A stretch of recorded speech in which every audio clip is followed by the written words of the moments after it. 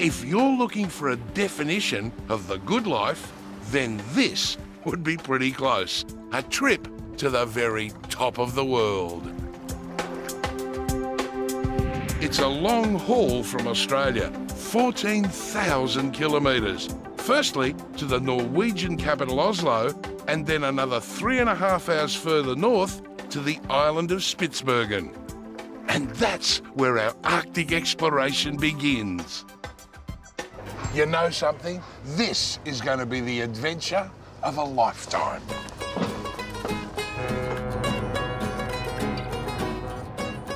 The Russian ship Academic Yoffe is home for an 8-day discovery tour of this amazing region. They say once you hop on board, leave the city behind and take whatever comes, because you just can't plan too far ahead. So, if you're a bit of a control freak, the Arctic mightn't be for you. But if you love surprises, this is your go.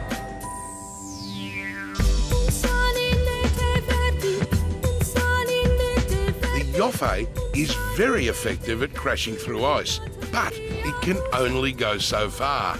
That's where the ship's fleet of Zodiacs come in handy, and it's not long before expedition leader Dutch Wilmot gives us our first surprise.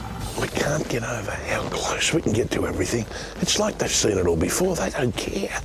It's fantastic. That's one of the beauties of the Arctic, is just the fact that we don't pose the animals a threat.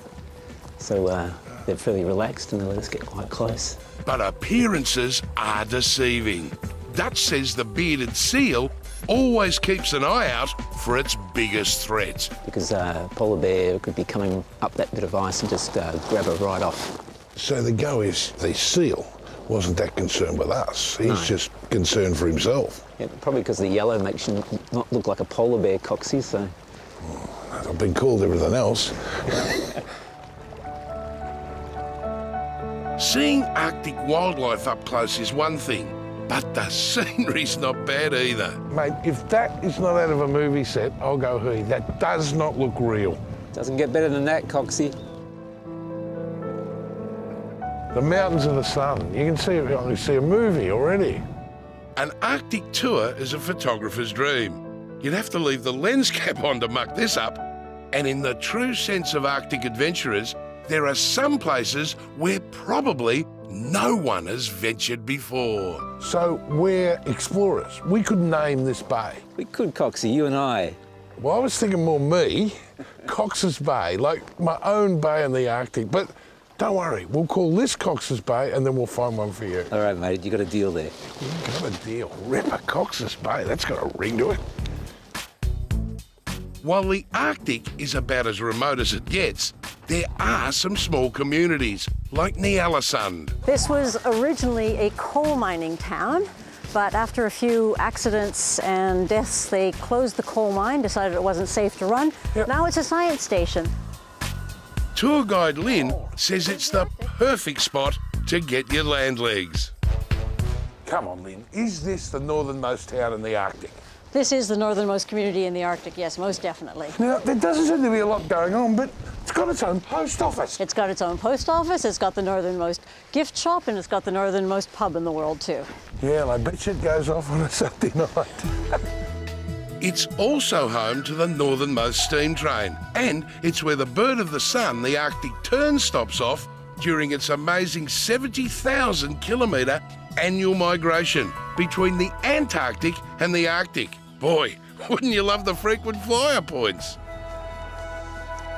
Got my postcard at the gift shop, drop it off at the post office. I've pretty much done this town.